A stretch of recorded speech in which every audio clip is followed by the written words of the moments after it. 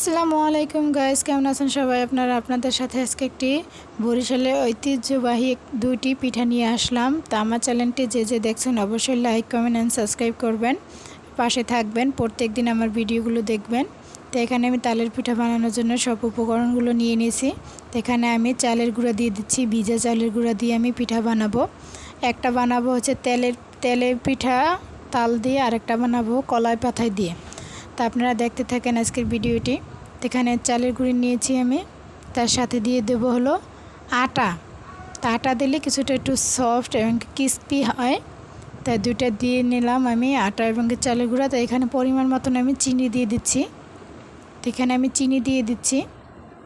তা আপনারা সহজেই পিঠাগুলো বানাতে পারবেন, ভিডিওটি দেখতে থাকেন। এখানে লবণ দিয়ে দিলাম পরিমাণ মতন, আর সঙ্গে থাকবে তাল না হলে তো পিঠা হবেই না। এখানে আমি তাল নিয়ে নিচ্ছি। তো এখানে এই যে আমি তালগুলো দিয়ে দিচ্ছি। তো তালটা দিয়ে আমি ভালো করে মেখে নিব। আপনারা দেখতে থাকেন ভিডিওটি সবাই দেখতে থাকবেন, অবশ্যই লাইক, কমেন্ট অ্যান্ড সাবস্ক্রাইব করবেন। তো এখানে দেখেন কত সুন্দর করে আমি তালটা মেখে নিচ্ছি। দ্রুত তালটা মেখে একবার ইচ্ছা মতন করে তালটা মাখবেন যেন চিনিগুলো গুলে যায়। তাই যে আমার তালগুলো মাখা হয়ে গেছে, এবং কি রেস্টে রেখে দেবেন 1 ঘন্টা, তাহলে চিনিগুলো গুলে যাবে এবং কি নরম হবে, সফট হবে। তা আপনারা দেখতে থাকেন ভিডিওটি, আমার পাশে থাকবেন সবাই। তো এখানে আমি এই যে কলা পাতা নিয়ে নিয়েছি, কলা পাতার মধ্যে আমি কাইটা দিয়ে দিলাম। তাই কাই দিয়ে কীভাবে আমি এই কলা পাতার মধ্যে পিঠা বানাই দেখতে থাকেন। কে না বানাইছেন অবশ্যই কমেন্ট করবেন, ভিডিওটি দেখবেন, এমনকি পাশে থাকবেন। কাইগুলো দিয়ে ভালোভাবে এটাকে সুন্দর করে সেট করে নিচ্ছি। তো সেট করা হয়ে গেছে। এবার আমি কলা পাতা দিয়ে এটাকে চেপে নেব সুন্দর করে।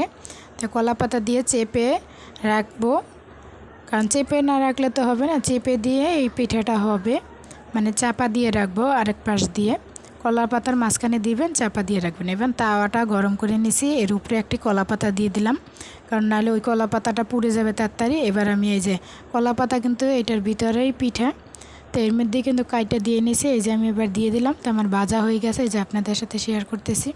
তো এইভাবে করে আস্তে আস্তে গ্যাস একদম মিডিয়াম লোতে রাখবেন, মিডিয়াম লোতে রেখে সুন্দর করে পিঠাটা সুন্দর করে ভেজে নেবেন। আর কলা পাতা যদি বেশি পান তাহলে ওর নিচে 2-3টা করে কলা পাতা দিয়ে দেবেন, তাহলে পিঠাটা ফুলবে আস্তে আস্তে। আর এখন আমি এই যে তালের পিঠাটা বানাই নিচ্ছি তেলের মধ্যে বড়া করে। তাই আমি বড়া পিঠাটা বানাই নিতেছি। তাই আমি এই যে বড়াগুলো ভেজে নিচ্ছি। তাই কে এইভাবে পিঠা বানাই খাইছেন অবশ্যই কমেন্ট করবেন। কে পিঠা বানাই খেয়েছেন আমাকে কমেন্ট করবেন, জানাবেন কেমন লাগে আপনাদের কাছে। তা আমাদের বরিশালের এদিকে তো কিন্তু এই পিঠাগুলো এই তালের দিনে সবাই বানাই খায়, সবার কাছেই ভালো লাগে, এবং এই কলা পাতাটা স্পেশালি খুবই ভালো লাগে, সবাই পছন্দ করে এই কলা পাতার পিঠাটা। তা আমিও বানালাম, আজকে আপনাদের সাথে শেয়ার করলাম। তা আমার সব পিঠাগুলো এই যে ভাজা হয়ে গেছে, লাল লাল করে ভেজে নিছি। তা লাল লাল করে ভেজে নিলে কিন্তু ক্রিস্পি হয়। এই ভাজা পিঠাটা আমার খুব পছন্দ। কলা পাতার পিঠাটার চেয়ে আমার ভাজা পিঠাটা খুবই ভালো লাগে। তা কলা পাতার পিঠাটা কে পছন্দ করেন অবশ্যই কমেন্ট করবেন। তো এই যে আজকে আমার ভাজা পিঠাটা হয়ে গেছে, এটাকে আমরা বড়া বলি, তালের বড়া। তা তেলে ভেজেছি, খুবই মানে শক্ত হয়নি, তখন গরম ছিল, কিন্তু এটা রেখে দিলে পরে প্রচুর ক্রিস্পি হয়ে যায়। তার জন্য আমি আঠা দিয়ে বানাইছি, কিছুটা আঠা দিছি যাতে পরবর্তীতে খাওয়া যায়, কিন্তু এটা ঠান্ডা হয়ে গেলে খুবই শক্ত হয়ে যায়।